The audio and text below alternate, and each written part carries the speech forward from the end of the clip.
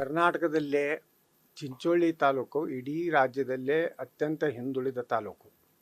ಅಲ್ಲಿ ಮಕ್ಕಳ ಸಣ್ಣ ಇವ್ರನ್ನ ಶಿಶುಗಳನ್ನು ಮಾರಾಟ ಮಾಡೋಷ್ಟು ಕೆಟ್ಟ ಪರಿಸ್ಥಿತಿ ಆರ್ಥಿಕವಾಗಿದ್ದಂಥದ್ದು ಮತ್ತು ಹೆಚ್ಚು ದಲಿತರು ಹಿಂದುಳಿದ ವರ್ಗದ ಜನ ಇರುವಂಥ ಒಂದು ಮತಕ್ಷೇತ್ರ. ಅಲ್ಲಿ ವೀರೇಂದ್ರ ಪಾಟೀಲ್ರು ಅದನ್ನು ಪ್ರತಿನಿಧಿಸ್ತಾ ಇದ್ದರು.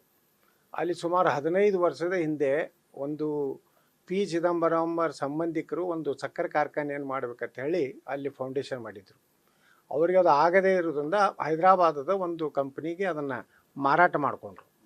ಹೈದರಾಬಾದ್ ಕಂಪ್ನಿಯವರು ಸಹ ಪಂಜಾಬ್ ನ್ಯಾಷನಲ್ ಬ್ಯಾಂಕ್ ಅನೇಕ ಕಡೆ ಸಾಲ ತೆಗೆದು ಅದನ್ನು ಒಂದು 25% ಅಟ್ಟೆ ಕೆಲಸ ಮಾಡಿ ಅದೊಂದು ದೊಡ್ಡ ಹಗರಣ ಇವತ್ತು ಆದಮೇಲೆ CBI ಎನ್ಕ್ವೈರಿಗೆ ಹೋಯಿತು. CBI ಎನ್ಕ್ವೈರಿಗೆ ಹೋದ್ಮೇಲೆ 10 ವರ್ಷದಿಂದ ಇದನ್ನು ಆಕ್ಷನ್ ಮಾಡಬೇಕಂತ ಹೇಳಿ ಪಂಜಾಬ್ ನ್ಯಾಷನಲ್ ಬ್ಯಾಂಕ್ನವರು ನಿರಂತರವಾಗಿ ಟೆಂಡರ್ ಕರೆದ್ರು. 10-11 ಸಲ ಟೆಂಡರ್ ಕರೆದ್ರು ಸಹ ಯಾರೂ ಟೆಂಡರ್ ಹಾಕಲಿಲ್ಲ. ಕೊನೆಗೆ ಅಲ್ಲಿ ರೈತರು ಬಂದು ನನಗೆ ವಿನಂತಿ ಮಾಡಿಕೊಂಡ್ರು. ನಮ್ಮ ಹಿಂದಿನ BJP ಅಧ್ಯಕ್ಷರಾದಂಥ ಬಸವರಾಜ ಪಾಟೀಲ್ ಸೇಡಮ್ ಅವರು ಮತ್ತು ರೈತರು ಕರ್ಕೊಂಡು ಬಂದು, ಇಲ್ಲ ಇದು ಭಾಳ ಹಿಂದುಳಿದಂಥ ತಾಲೂಕಿದೆ, ಇಲ್ಲಿ ಬೀದರ್ ಜಿಲ್ಲೆಯಲ್ಲಿ ಅನೇಕ ಕಾರ್ಖಾನೆ ಇದ್ದರೂ ನಮ್ಮ ಕಾರ್ಖಾನೆಗೆ ಸರಿಯಾಗಿ ಬೆಲೆ ಕೊಡೋದಿಲ್ಲ, ನಮ್ಮ ಕಬ್ಬು ತೊಗೋದಿಲ್ಲ, ಅದಕ್ಕೆ ಈ ಕಾರ್ಖಾನೆ ನೀವು ತೊಗೊಂಡು ಮಾಡಿರಿ ಅಂತ ಹೇಳಿ ವಿನಂತಿ ಮಾಡಿಕೊಂಡಾಗ ನಾವು 37,60,00,000 ರೂಪಾಯಿಗೆ ಆ ಒಂದನ್ನು ಟೆಂಡರ್ನಲ್ಲಿ NCLTದಿಂದ ಏನು ಇದು ಆಗಿದೆ ಅದರಲ್ಲಿ ನಾವು ಟೆಂಡರ್ನಲ್ಲಿ ಭಾಗವಹಿಸಿ ನಾವು ಒಬ್ಬರೇ ಟೆಂಡರ್ ಹಾಕಿದ್ವಿ. ಯಾಕಂದರೆ 10 ವರ್ಷದಿಂದ ಯಾರೂ ಹಾಕಲಿಲ್ಲ, ಆ ಪ್ರದೇಶಕ್ಕೆ ಹೋಗಲಿಕ್ಕೆ ಯಾರೂ ತಯಾರಿರಲಿಲ್ಲ. ಅದನ್ನು ನಾವು ತಗೊಂಡು ಸಿದ್ಧಸಿರಿ ಇಥನಾಲ್ ಆ್ಯಂಡ್ ಪವರ್ ಅಂತ ಹೇಳಿ ಸುಮಾರು 5,000 ಟನ್ ಪ್ರತಿ ದಿವಸ ಕಬ್ಬು ನಿಲ್ಲಿಸುವಂಥದ್ದು, ಸುಮಾರು 4.5 ಲಕ್ಷ ಲೀಟ್ರು ಇಥನಾಲ್ ತಯಾರು ಮಾಡೋವಂಥದ್ದು, 3 ಟನ್ನು CNG ತಯಾರು ಮಾಡೋವಂಥದ್ದು, ಮತ್ತು ಇದು ಕೇವಲ ಕಬ್ಬಿನ ಫ್ಯಾಕ್ಟ್ರಿ ಅಲ್ಲ, ಮೆಕ್ಕೆಜೋಳ ಮತ್ತು ಅಕ್ಕಿಯಿಂದಲೂ ಸಹ ಇಥನಾಲ್ ತಯಾರು ಮಾಡೋವಂಥದ್ದು ಕಾರ್ಖಾನೆಯನ್ನು ಮಾಡಿ CFE ಸಲುವಾಗಿಯೂ ಇದೇ ರೀತಿ ತೊಂದರೆ ಕೊಟ್ಟರು. ಅವಾಗೂ ಹೈಕೋರ್ಟ್ ಮಧ್ಯಸ್ಥಿಕೆ ವಹಿಸಿ CFE ಇಶ್ಯೂ ಮಾಡ್ಬೇಕಂತ ಹೇಳಿದಾಗ ಅವಾಗ ಇಲ್ಲ CFE ನಾವು ಇಶ್ಯೂ ಮಾಡ್ತೀವಿ, ಮುಂದೆ CFOನು ನಾವು ಕನ್ಸಿಡರ್ ಮಾಡ್ತೀವಿ ಅಂತೇಳಿ ಏನು AG ಅವರು ಕರ್ನಾಟಕದ AG ಅವರು ಹೈಕೋರ್ಟಿಗೆ ಮಾತು ಕೊಟ್ಟರು. ಅದಾದಮೇಲೆ ಅದಕ್ಕೂ ಕೊಡಲಿಕ್ಕೆ ಸಾಕಷ್ಟು ಇದೇ ರೀತಿ ನಾವು ಧರಣಿ ಕೂತ ಮೇಲೆ CFE ಕೊಟ್ಟು ಕಳಿಸಿದ್ರು.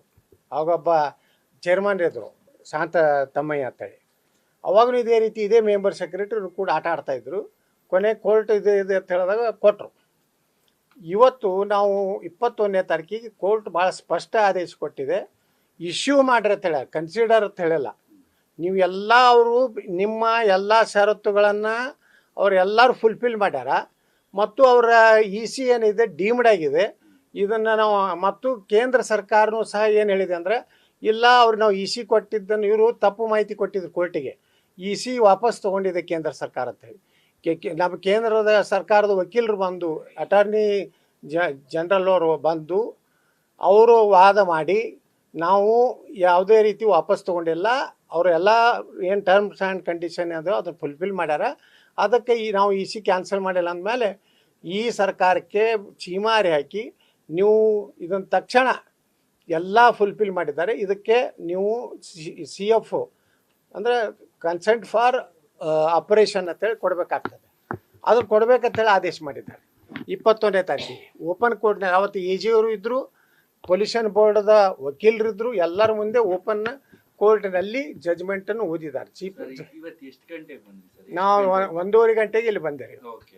1:30 ಗಂಟೆಗೆ ಬಂದಾಗ ಮೆಂಬರ್ ಸೆಕ್ರೆಟರಿ ಹೇಳಿದ್ರು, ಇಲ್ಲ ಸರ್ ಎಲ್ಲ ನಿಮ್ಮದು ನ್ಯಾಯಯುತ ಐತಿ, ಭಾಳ ಕ್ಲಿಯರ್ ಡೈರೆಕ್ಷನ್ ಇದೆ, ನಾವು ಇಶ್ಯೂ ಮಾಡ್ತೀವಿ. ಇದ್ರದ್ದು 1 ಗಂಟೆ ತನಕ ಅವ್ರಿಗೆಲ್ಲ ಹೇಳಿದ್ರು, ಅವ್ರಿಗೆ ಕ್ಲಾರ್ಕಿಗೆ ರೆಡಿ ಮಾಡ್ರಪ್ಪ ಎಲ್ಲ ಪುಟಪ್ ಮಾಡ್ರಿ ಅಂತೇಳಿ. ಅದ್ರ ಮೇಲೆ ಬರೆದ್ರು. ಅಲ್ಲಿಂದ ಮತ್ತೊಂದೇನು ತೆಗೆದ್ರು, ನಿಮ್ಮ ಸರ್ಟಿಫೈಡ್ ಕಾಪಿ ತೊಗೊಂಡು ಬರ್ರಿ ಸರ್ ಅಲ್ಲಿ. ಮತ್ತು ಸರ್ಟಿಫೈಡ್ ಕಾಪಿ ತೊಗೊಂಡು ಬಂದು ಅದು ಕೊಟ್ಟು ರಿಸೀಟ್ ತೊಗೊಂಡಿವಿ. ತೊಗೊಂಡ ಮೇಲೆ ಆಟ ಚಾಲು ಆಯಿತು. ಅಲ್ಲಿಂದ ಇಲ್ಲಿವರೆಗೂ ಬರೀ ಸುಳ್ಳು ಹೇಳ್ಕೊತ, ಇಲ್ಲ ಸರ್ ಚೇರ್ಮನ್ ಬರಲ್ಲ. ಚೇರ್ಮನ್ ಅಂದರೆ ಈಗ ಪ್ರಿನ್ಸಿಪಲ್ ಸೆಕ್ರೆಟರಿ ಎನ್ವೈರ್ಮೆಂಟ್ ಇದ್ದಾರೆ, ಅವ್ರು ಬರಲಿ, ಅವರು ಬಂದರು. ಅವರು ಬಂದು, ಇಲ್ಲ ಸರ್ ನೀವು ಹೇಳೋದು 100% ಕೋರ್ಟ್ ಹೇಳಿದೆ, ಕೋರ್ಟು ಕನ್ಸಿಡರ್ ಹೇಳಿಲ್ಲ, ನೀವು ಕೊಡಲೇಬೇಕಂತ ಹೇಳಿದೆ, ನಿಮ್ಮ ಕಡೆಯಿಂದ ಯಾವುದೇ ರೀತಿ ಏನು ಕಂಡೀಷನ್ ಇದೆ ಎಲ್ಲನೂ ನೀವು ಫುಲ್ಫಿಲ್ ಮಾಡಿರುತ್ತೆ ಕೋರ್ಟ್ನಾಗೆ ನಮ್ಮ ಪೊಲ್ಯೂಷನ್ ಬೋರ್ಡ್ನವ್ರು ಹೇಳಿದ್ದಾರೆ. ಬರೀ ಇ ಸಿ ಬಗ್ಗೆನೇ ಡೌಟ್ ಇತ್ತು. ಇ ಸಿನೂ ಸಹ ESG ಬಂದು ಸೆಂಟ್ರಲ್ ಗೌರ್ಮೆಂಟಿಂದ ಬಂದು ಅವರು ಇ ಸಿ ನಾವು ವಾಪಸ್ ತೊಗೊಂಡಿಲ್ಲ ಅಂತ ಹೇಳಿದ್ಮೇಲೆ ಕ್ಲಿಯರ್ ಇದೆ ಸರ್, ನಾವು ಇದನ್ನು ಕನ್ಸಿಡರ್ ಮಾಡ್ತೀವಿ ಅಂತ ಹೇಳಿದ್ರು. ಅವ್ರು ಅಷ್ಟು ಹೇಳಿ ಹೋದವರು ಅವ್ರು ವಾಪಸ್ ಬರಲಿಲ್ಲ. ಮೆಂಬರ್ ಸೆಕ್ರೆಟ್ರಿ ಈಗ ಸರ್ ಒಂದು ಅರ್ಧ ಗಂಟೆ ತಡ್ರಿ ಸರ್ ಮಾಡಿ ಕೊಡ್ತೀನಿ ಸರ್, ಎಲ್ಲ ಸ್ಟಾಫ್ನವ್ರಿಗೆ ಹೇಳಿದ್ರು ಯಾರೂ ಹೋಗಬೇಡ್ರಿ, ಇದನ್ನೊಂದು ಕ್ಲಿಯರ್ ಮಾಡಿ ಹೋಗೋದೈತಂತೆ. ಅಲ್ಲಿಂದ ಇದನ್ನು ನಿರಂತರ 1.5 ಗಂಟೆದಿಂದ ನಾವು ಕಾಯ್ತಾ ಇದ್ವಿ.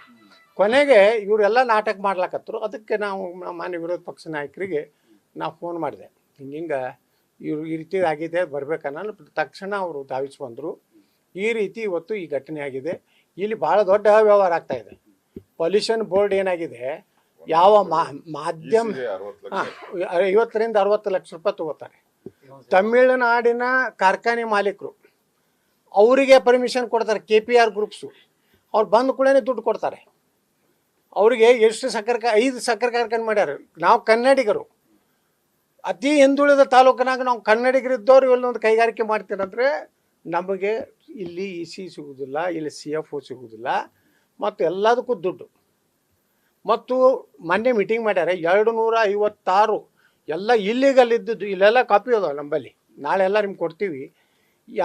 ಅದರದೇ ಸದಸ್ಯ ಒಂದೇ ದಿವಸಕ್ಕೆ 256 ಇದನ್ನು ಕ್ಲಿಯರ್ ಮಾಡಿದ್ದಾರೆ ಫೈಲ್ಸು.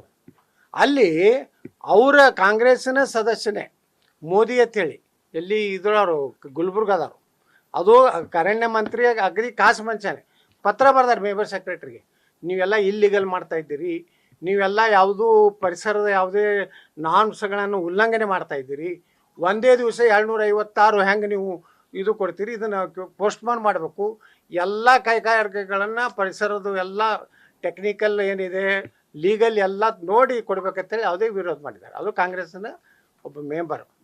ಈ ರೀತಿ ಇಲ್ಲಿ ಏನಾಗಿಬಿಟ್ಟಿದೆ ಅಂದರೆ, ಇದು ಇಡೀ ನಮ್ಮ ಕರ್ನಾಟಕ ಸರ್ಕಾರದ ಒಂದು ಭಾಗನೇ ತಿಲ್ಲ. ಇಲ್ಲಿ ದೊಡ್ಡ ದರೋಡೆಕೋರ ಕೂತ್ಬಿಟ್ಟಿದ್ದಾರೆ. ಹಿಂದೆನೂ ನೀವು ನೋಡಿದ್ರೆ ಚೇರ್ಮನ್ ಆಗಬೇಕಾದ್ರೆ 10 ಕೋಟಿ ಕೊಡಬೇಕು, 20 ಕೋಟಿ ಕೊಡಬೇಕು.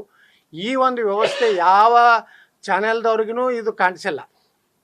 ಇದೊಂದು ಉದ್ಯೋಗ, ಇಷ್ಟು ಕೈಗಾರಿಕಾ ಉದ್ಯಮಿಗಳು ಇಲ್ಲಿ ಬಂದು ಸುತ್ತು ಹಾಕಿ ಪಾಪ ಇಲ್ಲಿ ದುಡ್ಡು ಕೊಟ್ಟರೂ ಸಹ ಮತ್ತೆ ದುರಂಕಾರನಿಂದ ಮಾತಾಡೋವಂಥದ್ದು. ಇದೊಂದು ಬೇರೆ ಲೋಕನೇ ಆಗಿಬಿಟ್ಟಿದೆ. ಅದಕ್ಕೆ ಇವತ್ತು ನಾನು ಧರಣಿ ಕೂತಿದ್ದೇನೆ. ನಾನು ಕೂತಂಥ ಉದ್ದೇಶ ಏನಪ್ಪ ಅಂದರೆ, ಇದೇ ರೀತಿ ಕನ್ನಡಿಗರಿಗೆ ಇಲ್ಲಿ ಕೈಗಾರಿಕೆನೇ ಮಾಡಲಿಕ್ಕೆ ಕೊಡಲಾರ್ದು. ಇವತ್ತು ನೋಡಿ ತಮಿಳ್ನಾಡ್ದವ್ರು ಬಂದ್ರೆ ಆರಾಮ ಮಾಡ್ತಾರೆ. ನಮ್ಮ ಕೈಗಾರಿಕಾ ಮಂತ್ರಿಗಳು ಮುಖ್ಯಮಂತ್ರಿಗಳು ಹೇಳ್ತಾರೆ ನಾವು ಇನ್ವೆಸ್ಟ್ಮೆಂಟ್ ಮಾಡಿದ್ದಾರೆ, ಅವ ಲೂಲು ಮಾಲ್ 500 ಕೋಟಿ ರೂಪಾಯಿ ಮಾಡಿದ್ದಾನೆ. ನಾವು 850 ಕೋಟಿ ರೂಪಾಯಿ ಹಾಕಿದ್ದೀವಿ ರೀ. ಅತ್ಯಂತ ಹಿಂದೆ ಮೋಸ್ಟ್ ಬ್ಯಾಕ್ವರ್ಡ್ ತಾಲೂಕು ಏನು ಕರ್ನಾಟಕ. ಡಾಕ್ಟರ್ ನಂಜುಂಡಪ್ಪ ಪ್ರಕಾರ ಶಿಶುಗಳ ಮಾರಾಟ ಮಾಡುವಂಥ ಒಂದು ತಾಲೂಕಿನಲ್ಲಿ ಅಲ್ಲಿ ಇಂಥ ಬಡತನಿದೆ. ಅದು ಇಡೀ ಯಾವುದು ಒಂದು ಭಾಗದಲ್ಲಿ ನಾವು ಪಬ್ಲಿಕ್ ಸ್ಕೂಲ್ ಮಾಡಿದ್ದೀವಿ, 108 ಬೆಡ್ಡೆಡ್ ಹಾಸ್ಪಿಟ್ಲ್ ಮಾಡಿದ್ದೀವಿ, ಸೂಪರ್ ಬಜಾರ್ ಮಾಡಿದ್ದೀವಿ, ಒಳ್ಳೆ ರೆಸ್ಟೋರೆಂಟ್ ಇಲ್ಲ. ಇವತ್ತು ತಹಸೀಲ್ದಾರು AC ಇರಲಿಕ್ಕೆ ಅಲ್ಲಿ ಒಳ್ಳೆ ಬೆಂಗಳೇ ಇಲ್ಲ, ನಮ್ಮ ಗೆಸ್ಟ್ ಹೌಸ್ನಲ್ಲಿ ಇರ್ತಾರೆ. ಅಧಿಕಾರಿಗಳು ಊಟಕ್ಕೆ ಒಂದು ಚಲೋ ಹೋಟೆಲ್ ಇರಲಿಲ್ಲ. ಇವತ್ತು ನಾವು ಎಲ್ಲ ಫೆಸಿಲಿಟಿ ಕೊಟ್ಟಿದ್ದೀವಿ. ನೀವು ಬೇಕಾದ್ರೆ ನಾಳೆ ಅದರದ್ದು ಪೂರ್ತಿ ಒಂದು